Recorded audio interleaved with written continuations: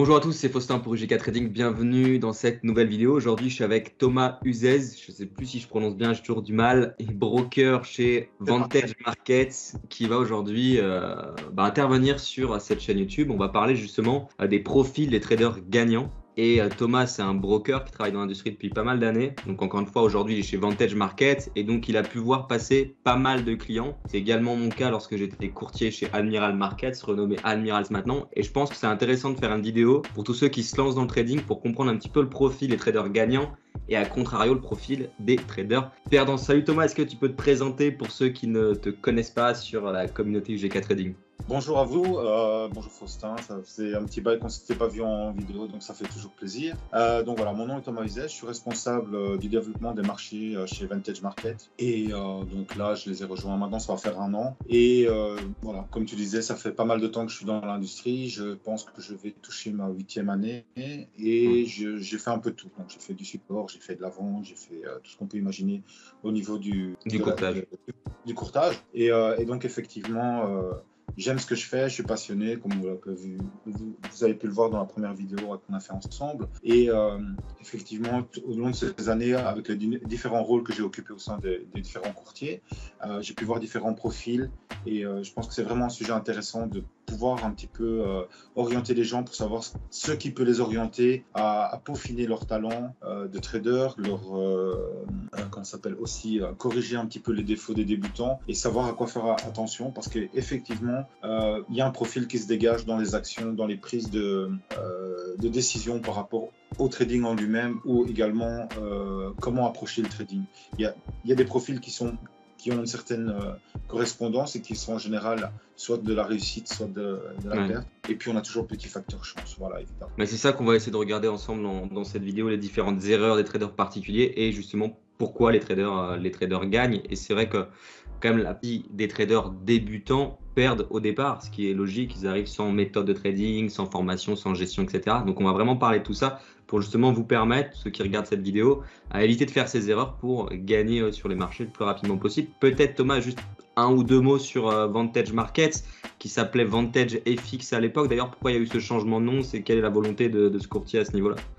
C'est une volonté pour en fait être un peu plus ouvrir une offre plus large aussi au niveau de la gestion du fonds, de pas rester focalisé que sur le CFD, de pouvoir développer le marché et de pouvoir ouvrir d'autres horizons plus autre que le comment ça s'appelle maintenant. Je vais faire un petit Jean-Claude Van Damme. Je me souviens plus du mot en français. Retail. Le client final, donc aussi c'est pour travailler avec ce qu'on appelle des clients plus corporate, professionnels, business to business, et de pouvoir dans d'autres départements qui ne sont pas le mien ou d'autres parties de l'entreprise, de pouvoir travailler peut-être avec des gestionnaires de fonds ou des entreprises. Je vois, ouais. Voilà.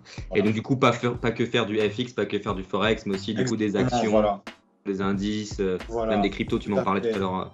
On en parlera peut-être. Je t'en parlais, je disais effectivement aussi pour le 3e trimestre, on devrait avoir un rajout de plus ou moins 600 actions à pouvoir trader. C'était quelque chose qui nous manquait un petit peu au niveau de l'offre, parce que je pense que le service est quand même très bon. Mais au niveau de l'offre, on avait un petit peu de retard par rapport à d'autres brokers. Maintenant, ça va être comblé. Aussi, une offre un peu plus multiple maintenant pour la crypto, parce que la crypto, elle est là, on est tous dedans et on y chie tous.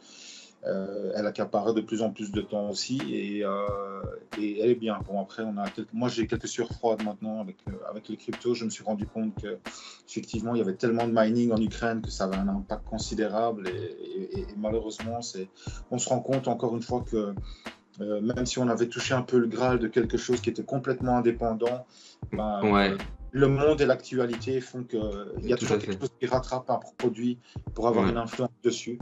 Et c'est vrai, je pense qu'il y a des gens qui sont tombés de très très haut en pensant vraiment qu'avec la crypto, on avait le produit, la seule chose qui allait interférer, c'était la demande et l'offre.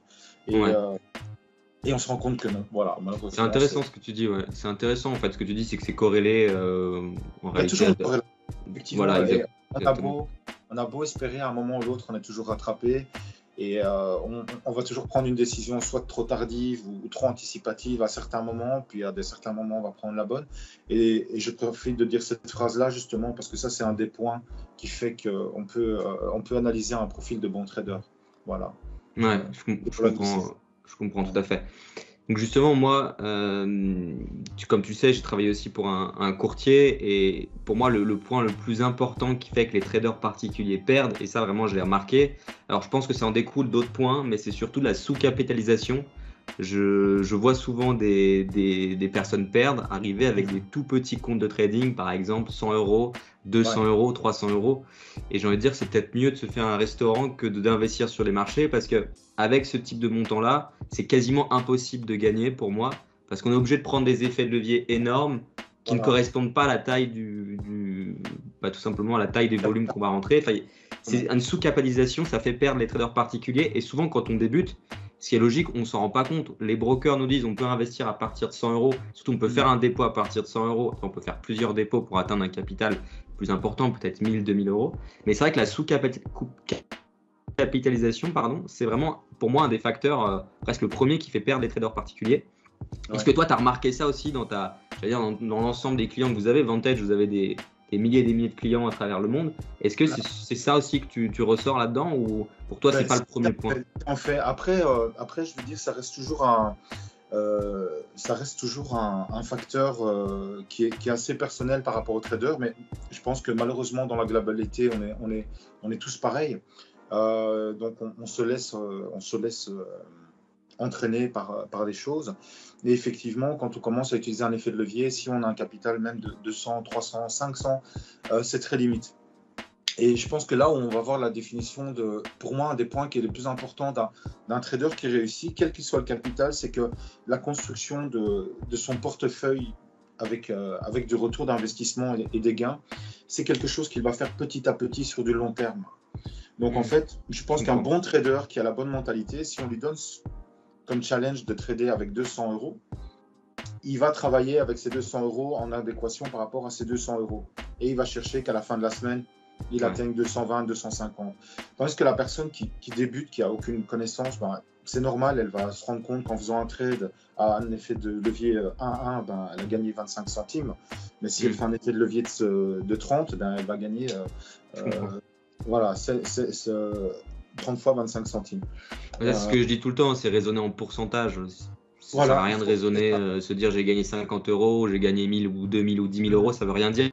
Toujours par rapport au capital, donc en pourcentage. Mais ce que je voulais juste dire, c'est qu'avec Vantage FX, est-ce que vous avez des micro-contrats Vantage Market, je vais avoir du mal à le dire. Est-ce que vous avez des petits contrats à 10 centimes le point sur certains produits?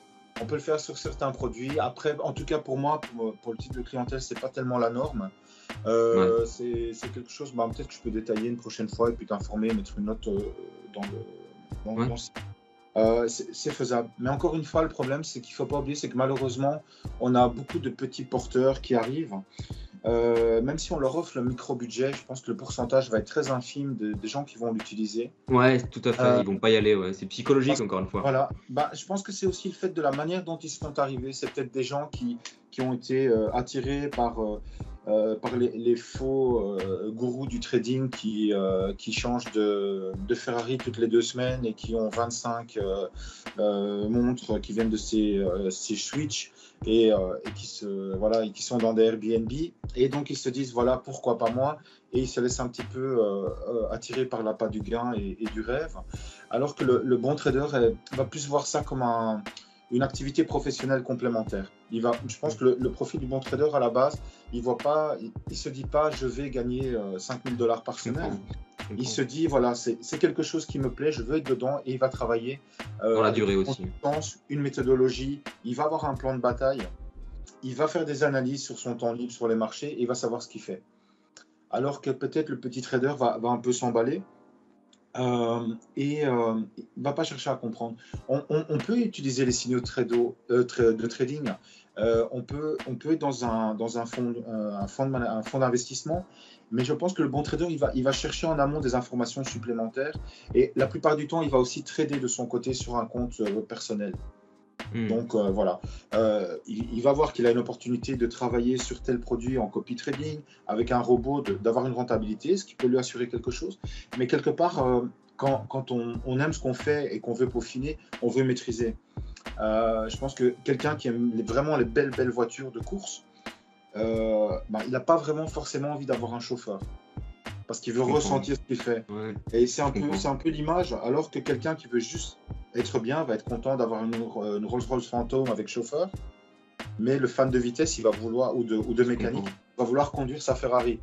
Voilà. Mais l'un n'empêche pas l'autre. On peut se faire conduire toute la semaine par son chauffeur, ce qui m'arrive pas encore, malheureusement, et puis le week-end utiliser sa voiture. Et donc voilà. Et je pense qu'effectivement, tous ces petits micros, je pense que c'est très très pratique, par exemple, pour des traders confirmés avec des investissements moyens, par exemple, sur les indices. Ouais, Et là, je c'est comprends. très intéressant. Mais encore une fois, il faut la méthodologie, la stratégie. Et là, c'est quelque chose, pour moi, c'est plus non. C'est plus approprié pour ce type de Ouais. trader-là, pour ce type de produit-là. Mais après, voilà, ça laisse la possibilité. Tu me disais par rapport à mon expérience, moi, j'ai déjà eu une personne, je me souviens, qui est rentrée un mardi, qui a fait son compte validé le mercredi, qui est rentré avec 200 euros. Et il est reparti le mardi d'après avec 8 000 $.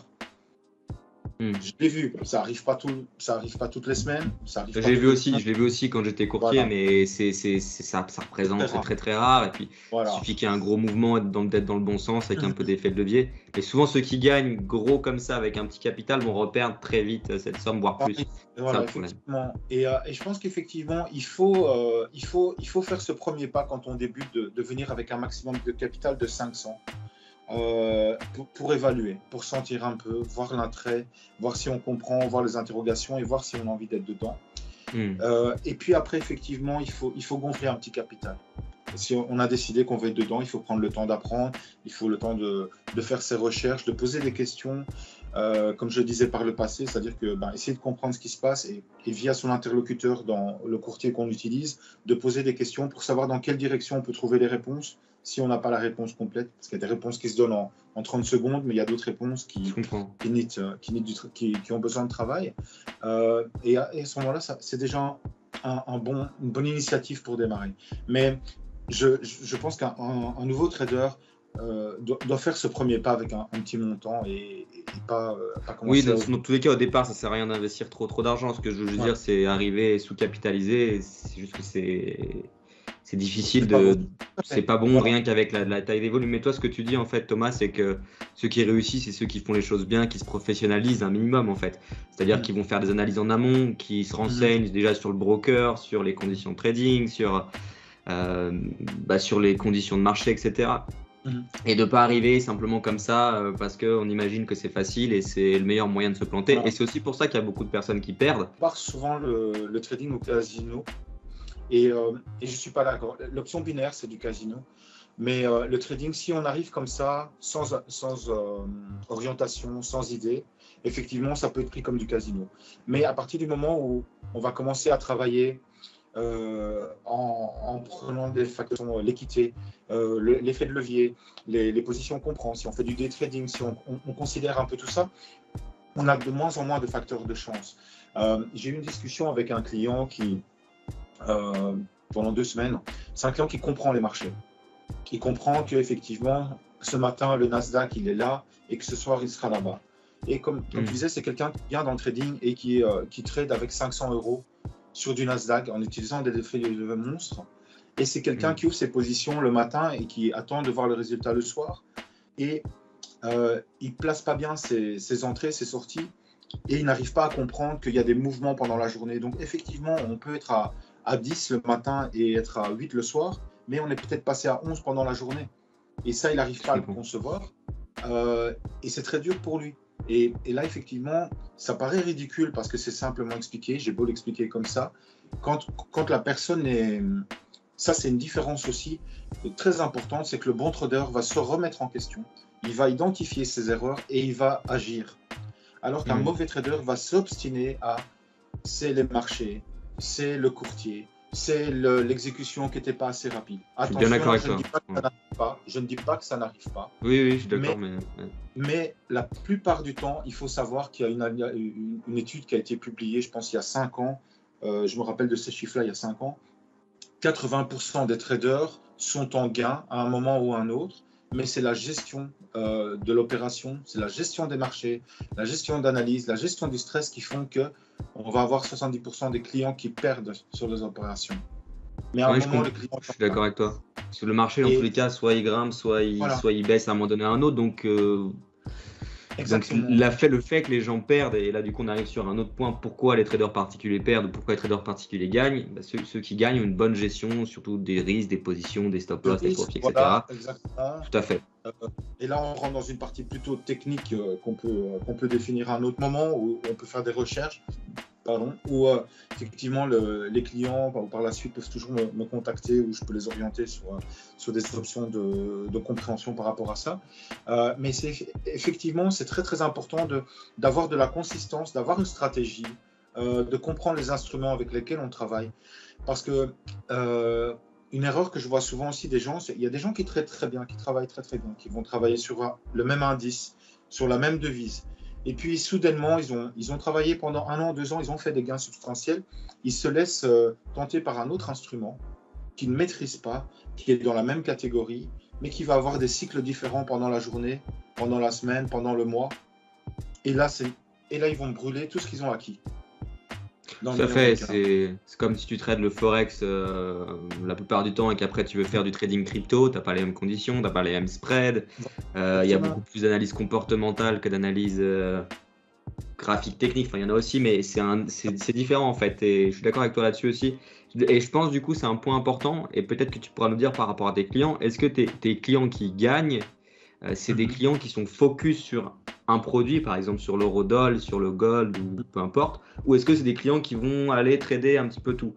Ça, c'est une question. Alors, je pense que ça dépend, c'est du cas par cas encore une fois, mais est-ce que toi, tu as trouvé une tendance par rapport à ça? Je pense qu'il y a la même tendance chez tout le monde, c'est qu'on va avoir l'euro USD, l'euro gold, USD gold et puis le oil chez tout le monde qui va prendre une grosse partie. Et puis après, on va avoir quelques artistes créatifs qui vont partir sur des choses très très particulières. Mais encore une fois, ils auront pris le temps d'assimiler, de comprendre ces marchés-là et de travailler avec ceux-là.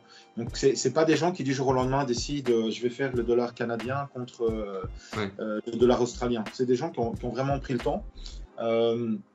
Après, on a des gens obstinés qui s'obstinent à croire. J'ai un autre cas comme ça. J'ai un monsieur il y a 6 ans qui était obstiné avec le CAC 40 à la hausse. Il pouvait se passer ce qu'on veut, il ouvrait le CAC 40 à la hausse tout le temps. Donc en fait, c'est un peu comme s'il se faisait une martingale tout seul. Donc il était là, et j'avais beau lui expliquer que je disais il ne faut pas être fidèle avec un instrument. En tout cas, dans le sens qu'on veut le prendre ou pas, c'est qu'il y a un moment, il faut suivre les marchés. Et évidemment, il y a deux facteurs qui sont importants aussi. C'est qu'on peut partir vraiment sur du long terme, sur des positions, et partir sur une analyse technique en suivant les résultats à la fin de l'année.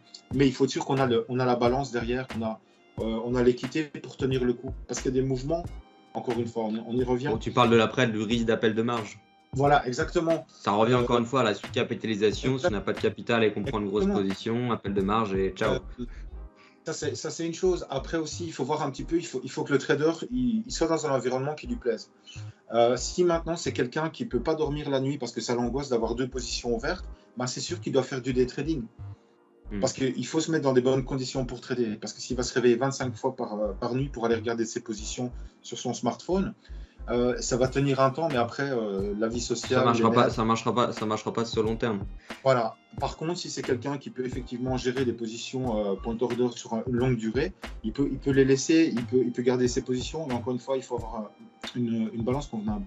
Il y a un petit exemple qui marche très très bien pour comprendre, pour les néophytes, pour bien comprendre qu'il y a des mouvements intermédiaires, que ce soit sur une journée ou sur soit une longue période. Quel que soit votre courtier, regardez l'action de Amazon, regardez-la du mois de septembre au mois de février, et vous la regardez globalement sur le mois, dans un premier temps, pour vous donner une idée. Ben, tout simplement, on voit que octobre, novembre, décembre, janvier, on va avoir une hausse très importante. Et chaque année, en fait, la hausse la plus importante d'Amazon, elle est dans cette période-là. Les faits sont très simples. C'est de la vente en ligne. On a Thanksgiving, on a Halloween, on a Noël et on a la nouvelle année. Donc, c'est une bonne période. Et inversement, la plus grosse baisse, elle est toujours au mois de février. Donc, virtuellement, on pourrait dire, j'achète des actions d'Amazon avec un effet de levier à la fin septembre, et ça va monter jusqu'à octobre, jusqu'à janvier. En janvier, je clôture, je prends mes gains, et je remets la moitié de mes gains sur une baisse au mois de janvier-février. Virtuellement, c'est beau, c'est joli, ça marche, c'est dans les faits, c'est correct. Mais si vous allez regarder journalièrement ou hebdomadairement, vous verrez qu'il y a des pics et vous allez vous faire sortir des positions si vous n'avez pas le capital. Ouais, toujours le même problème. Et ça, c'est un exemple que j'essaie de donner aux clients pour bien faire comprendre, oui, vous avez compris le marché et vous avez compris où le produit va arriver et dans quelle direction il va, mais il faut maîtriser la plateforme de trading, il faut maîtriser le marché et il faut comprendre ses cycles et il faut pouvoir sortir ou clôturer à ces bons moments-là. Parce que c'est beau de faire du gain pendant 4 jours et de monter à 300% de retour d'investissement, mais de clôturer le 4e jour parce qu'on a été trop gourmand et rater le coche. Je comprends. Ah. Ouais, donc ça veut dire aussi ce que tu es en train de dire, c'est que si tu comprends bien les marchés, tu peux un peu savoir où le marché va aller, mais si derrière tu as pas toujours pareil, tu n'as pas le bon capital, tu gères mal le volume, etc. T'as beau au final, in fine, avoir raison, le marché va dans le bon sens, mais entre-temps, tu as une petite correction, etc. Tu te fais stopper. C'est pour ça que moi, j'aime pas trop l'effet de levier, j'utilise très peu d'effets de levier, j'utilise un effet de levier de 5 maximum et je risque entre 1 à 2% par trade par rapport à mon capital. Après, chacun fait ce qu'il veut, il y a aussi des stratégies avec des effets de levier qui fonctionnent, je dis pas le contraire, mais je pense que c'est pour ceux qui ont de l'expérience. Mais pour ceux qui vont plus débuter dans le trading, je recommande d'y aller quand même mollo sur l'effet de levier pour déjà éviter ce que tu viens de citer, ces problèmes d'appel de marge, ce genre de choses ça peut être compliqué. Donc l'idée, c'est pas juste de comprendre où va aller le marché, mais c'est aussi de comprendre comment fonctionne un broker, comment fonctionne l'appel de marge, le pourcentage de marge, le volume, la valeur du point et toutes ces choses, ça s'apprend. Donc faut pas faire n'importe quoi non plus. Est-ce que tu as un autre point peut-être à nous donner dans tes clients? C'est quoi un autre trait de trader gagnant? Alors moi, je pense, peut-être pour le temps que tu réfléchis, je pense aux traders directionnels. Par exemple, nous, chez GK Trading, on va surtout travailler dans la tendance. Est-ce que ceux qui gagnent, moi, je pense que la réponse, elle est là, hein, à chacun son avis. Est-ce que ce sont des traders qui vont suivre un petit peu la tendance du marché, qui vont gagner? Ce qu'on voit souvent, moi, je l'ai vu quand j'étais broker, des personnes qui étaient toujours dans le mauvais sens. Toujours dans le mauvais sens. Alors que c'est pas compliqué, on voit des marchés en tendance, des plus hauts de plus en plus hauts, et le trader est toujours dans le mauvais sens, toujours. Et c'est ces profils-là qui perdent. Alors il y en a bien sûr qui arrivent à gagner en shortant une tendance haussière, mais est-ce que tu as remarqué ça toi aussi en tant que broker? Moi, c'est ce que j'ai remarqué sur mes clients qui perdaient, que j'avais au téléphone, c'était toujours du contre-tendance, enfin très souvent en tout cas. Bien sûr, c'est évident, il y a toujours cette... je repars sur le facteur de l'obstination. C'est un peu comme le bon trader, il va pas croire en sa stratégie. Je veux dire par là que quand il n'y croit pas, ce que je veux dire, c'est qu'il va la mettre en doute, il va la questionner, donc il va être attentif. Alors que le mauvais trader va croire rubis sur ongle qu'il a la super et il va jamais mettre en doute les marchés. Et il n'accepte pas de perdre du coup. Voilà. Il n'accepte pas de perdre. Et en plus de ça, en général, on va avoir un petit peu la croyance. Jusqu'au bout, quand ça tient jusqu'au petit fil, ça va partir de l'autre côté, ça va se corriger. Donc, 90% des gens qui font des gains sont effectivement des gens qui suivent les tendances. Et je vais dire peut-être plus dire les marchés pour être clair, parce que tendance, ça pourrait être aligné à tendance de la mode, suivre le truc. C'est vraiment dire le marché, il part dans un sens et on s'aligne dessus. Et puis les 10% restants qui font du bénéfice en étant contre-tendance, encore une fois, je veux dire, ce sont des plus gros investisseurs, c'est des gens qui ont de la bouteille, et c'est aussi des renards de surface, si je peux dire. C'est des gens qui vont avoir l'œil de savoir, ok, à ce moment-ci, c'est là où il faut contrecarrer parce que ça va se corriger, l'effet de correction va arriver, et ces choses-là. Parce qu'une tendance, elle ne se maintient pas indéfiniment, malheureusement. Elle peut se maintenir 1 an, 2 ans, 3 ans, mais il y a toujours une correction. Il y a des changements de tendance. Ouais. Voilà. Et je pense qu'un bon trader aussi va diversifier à ce moment-là. Quand il va rester sur une tendance qui est constante et qui fait des gains, il y a un moment, il va récupérer une partie de ces gains-là et il va se diversifier sur d'autres produits ou même sur le même produit avec d'autres positions, avec un autre effet de levier. Et ça, c'est une grosse différence. Mais ça encore, ça nécessite de la bouteille, donc de l'expérience. Ça nécessite une analyse des marchés. ça nécessite aussi une discussion avec d'autres traders. Donc, je pense que c'est très important qu'un bon trader discute sur les bons forums avec les bonnes personnes. Et ça nécessite de la méthodologie. Et surtout, si tu te souviens, la première vidéo qu'on a fait, c'est de l'humilité. Vraiment de l'humilité. C'est ça qui manque aux mauvais traders. C'est de l'humilité de dire attention, ça, je suis pas sûr. Ça va pas continuer. Ça, c'est pas bon. Je fais pas du bon boulot. Je suis pas meilleur que le marché. Et on a tous eu ces clients qui, dans les 3 mois, ont tenu ce discours de dire j'ai compris le marché, j'ai trouvé une faille et je ne fais que de bons résultats. Ouais. On les a tous entendus là. Oui, ça c'est vrai. Ouais. C'est marrant voilà. des clients au téléphone qui t'expliquent comment fonctionne le trading, le marché, etc. Ouais. Alors qu'ils viennent d'arriver sur les marchés. Un excès de confiance énorme.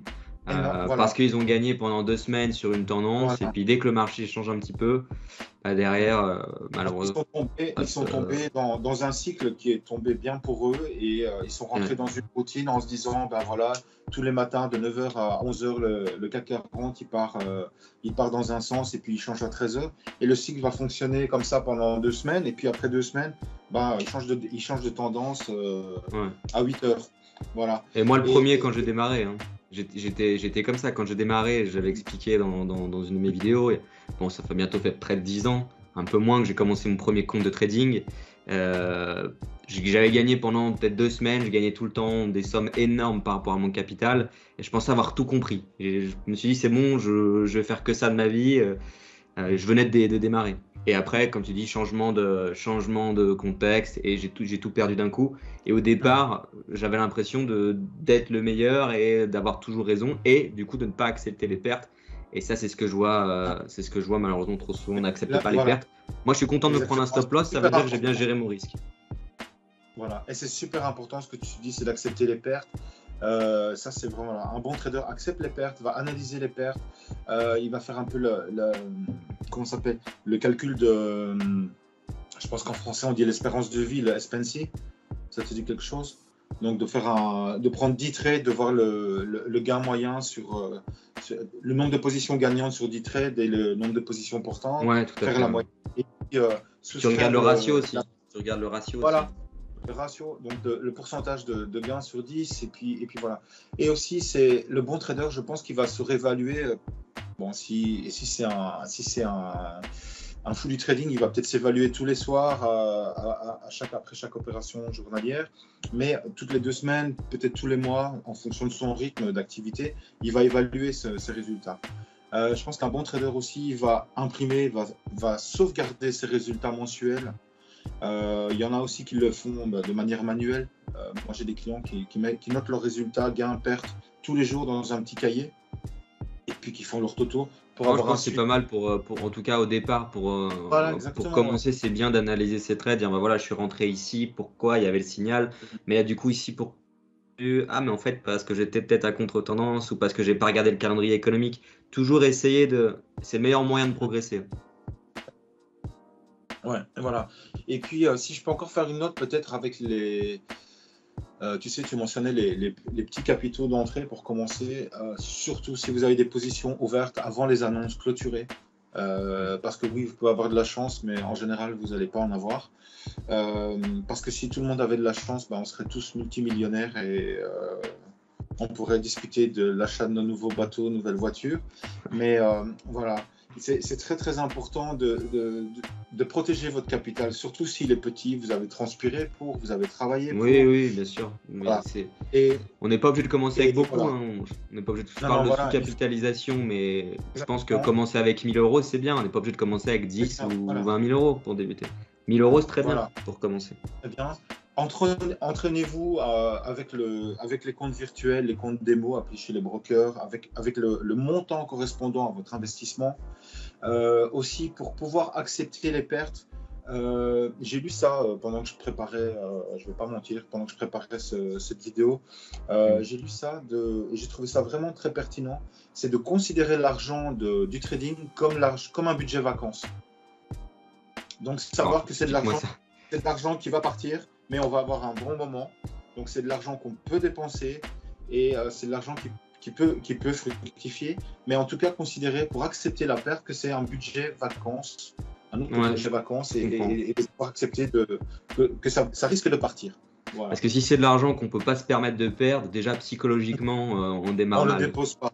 Voilà. Ça sert à rien. Voilà. Après, quand on se professionnalise, bien sûr, on peut investir plus d'argent, on peut en faire son activité, etc. Mais au départ, vraiment au départ, il faut partir du principe que c'est de l'argent qu'on peut se permettre de perdre, parce qu'on arrive sur un marché qu'on ne connaît pas, on se forme, il y a un processus, etc. Déjà psychologiquement de se dire ça, et peut-être que ton exemple, je trouve qu'il est intéressant. Donc je suis tout à fait d'accord avec toi. Donc c'est toujours en fait le même problème, c'est très psychologique, hein, parce qu'on l'a dit, le marché va dans un sens ou dans l'autre. C'est pas si compliqué de savoir si on va avoir un rebond ou un break d'un niveau ou à peu près où ça va aller. Vraiment le plus dur, c'est la psychologie, et ça se travaille. D'ailleurs, j'en profite pour faire une petite page de pub. Tous ceux qui sont intéressés, n'hésitez pas, vous avez le lien dans la description. Formation day trading, on parle de psychologie, de volume, bien sûr de méthode et d'exemples concrets. Donc n'hésitez pas, vous avez bien sûr les liens dans la description. Voilà pour la petite page. Est-ce que toi, tu as peut-être un autre élément? Je crois qu'on a fait le tour. Alors, je vais revenir sur les petites notes que j'avais faites. L'absence de capitaux importants, surtout l'absence d'un capital un minimum cohérent par rapport à son volume, on l'a dit. L'avoir une méthode qui tient la route, on l'a dit aussi, dans les grandes lignes. Est-ce qu'on a dit que les traders particuliers parfois n'étaient pas patients? Je l'ai noté. Ça, c'est quelque chose que je voyais aussi. Le client, il veut ouvrir son compte de trading, il veut trader 1 heure après. Donc, il n'y a pas d'opportunité. Voilà. Tu as remarqué ça, toi aussi? Bien sûr. Moi, je mets ça un petit peu dans le même sac que l'humilité, en fait. Parce qu'à partir du moment où on n'a pas de patience, c'est que voilà, soit on est accro, soit on pense qu'on sait mieux que les autres. Et c'est vrai, cette impatience de vouloir aller plus vite que la musique, de vouloir ouvrir des positions. Je veux dire, si par exemple vous n'êtes déjà pas à l'aise avec la plateforme pour savoir comment changer votre effet de levier, de savoir comment clôturer, de mettre votre stop loss, de take profit, tout ça, il faut, avant que vous commenciez à trader, que vous sachiez faire ça. Parce qu'encore une fois, prendre une décision quand on fait du gain, c'est déjà pas évident de savoir si on la clôture ou pas. Parce que si ça fait 10 minutes que ça monte, on se dit, tiens, je vais encore aller chercher 2 pips, 3 pips, 4 pips, 5 pips. Et quand on perd, c'est encore plus dramatique. Parce que je pense par expérience, quand je vois mes clients, je pense que si on ouvre une position, qu'on commence à perdre 1 pip, 2 pips, 3 pips, c'est très facile de fermer. Par contre, quand on commence à faire 5 pips de gain et puis que ça commence à baisser et puis qu'on arrive à moins 6 pips, à ce moment-là, les gens, ils ont beaucoup de mal à fermer. Parce qu'ils ont vu le gain, ils pensent que, surtout sur du day trading, ils pensent que ça va se corriger et puis ils vont peut-être se prendre derrière. Et voilà. Et donc, cette impatience, ce manque de confiance en soi par rapport à l'utilisation des outils, ça va être encore plus dur de fermer parce qu'on va se dire, maintenant, il faut que je ferme pas. Et puis, on est confus. Et puis, quand on sait le faire, quand on a pris la bonne décision qu'il faut clôturer maintenant, comme on panique, qu'on n'appuie pas sur le bon bouton, et au lieu de fermer la position, on remet une position dans le même sens. C'est du vécu, je pense que tu l'as déjà vu aussi. Et après, voilà. Et là, le manque d'humilité, le manque de la plateforme, elle a déconné, elle n'a pas fait ce que je voulais. Donc, s'il vous plaît, si vous êtes un trader qui commence, prenez le temps de maîtriser les outils qu'on met à votre disposition. Ça va vous faciliter la vie, ça va vous aider à prendre les bonnes décisions, à prendre en tout cas les bonnes décisions pour vous et de pouvoir vraiment vous habituer à être dans l'environnement des marchés. Mais si vous n'êtes pas prêt, c'est délicat parce que encore une fois, vous allez perdre de l'argent pour lequel vous avez travaillé et c'est dommage de perdre de l'argent sur une erreur humaine. Bêtement, sur une erreur bête en plus. Voilà, et c'est dommage. Parce que parfois, le coup aussi, c'est on glisse la souris dessus et on ne voulait pas cliquer, mais on a quand même cliqué. Et voilà. Malheureusement, moi, je ne peux rien faire pour vous. Si vous avez cliqué, vous avez cliqué. Même si vous ne vouliez pas, mais si vous avez cliqué, vous avez cliqué. Et puis il y a aussi l'option, on peut aussi désactiver l'option trading en un clic. C'est pareil, ça c'est une maîtrise de la plateforme pour pas que ça arrive justement avec la confirmation.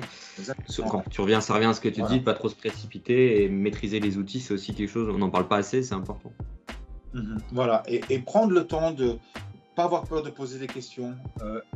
Et quand vous posez des questions, prenez des notes si vous n'avez pas une bonne mémoire. Parce que il faut comprendre que, voilà, que ce soit quelqu'un comme Faustin ou que ce soit quelqu'un du support chez un courtier ou quelqu'un, un gestionnaire de compte ou quelqu'un comme moi dans le business développement, ça ne nous dérange pas de vous répondre. Mais ça arrive souvent qu'on a les clients qui posent les mêmes questions. Et on a beaucoup de clients. Donc, quand on a beaucoup de clients qui posent les mêmes questions, au bout d'un moment, voilà, c'est pas agréable de répéter les mêmes choses. Et donc, voilà, prenez le temps de noter, prenez le temps de faire des recherches. Si vous entendez un mot que vous ne connaissez pas, il y a des forums où vous pouvez discuter avec les gens. Si vous avez au niveau du support, n'envoyez pas un email en demandant qu'est-ce que le RSI au support. Le support vous répondra sûrement pas. On est avec vous. Mais si vous pouvez me demander si vous voulez. Voilà. Mais je veux dire, prenez le temps de poser des questions, mais surtout après, quand vous prenez vous avez les réponses, prenez des notes, faites votre petite fiche, et puis ça va durer un temps, et puis vous allez maîtriser. Et plus vous allez connaître des choses, plus vous allez maîtriser des choses, vous allez apprécier ce que vous faites, vous allez être beaucoup plus décontracté, et puis au final, vous allez pouvoir optimiser vos chances de réussite. Parce que quand vous allez lire quelque chose, quand vous allez entendre quelque chose, vous allez comprendre de quoi on parle, et avec l'expérience, vous allez pouvoir rebondir la balle au bon par rapport à ce que vous êtes en train de faire. Et il n'y a pas de secret. Et les bons traders, ils le font. Et pas de cette manière-là, ils vont en profondeur. Et il faut cultiver ça pour moi, en tout cas. Je ne sais pas ce que toi, tu en penses. Si, je suis tout à fait d'accord avec toi, Thomas. C'est intéressant tout ce que tu nous as dit ici. Est-ce que tu as peut-être un mot de la fin? Est-ce que tu veux parler de Vantage? Est-ce que tu veux parler… Qu'est-ce que tu veux nous dire là? Pour le mot de la fin, il reste 5 minutes pour cette vidéo. Pour le mot de la fin, ce qui est important, c'est d'être dans un environnement qui soit sain, aussi bien pour vous que pour nous en tant que professionnels. Donc voilà, soyez toujours vigilants où que vous mettiez les pieds, de pouvoir avoir accès à vos fonds. C'est un reminder que je mets à chaque fois que je parle je fais une intervention.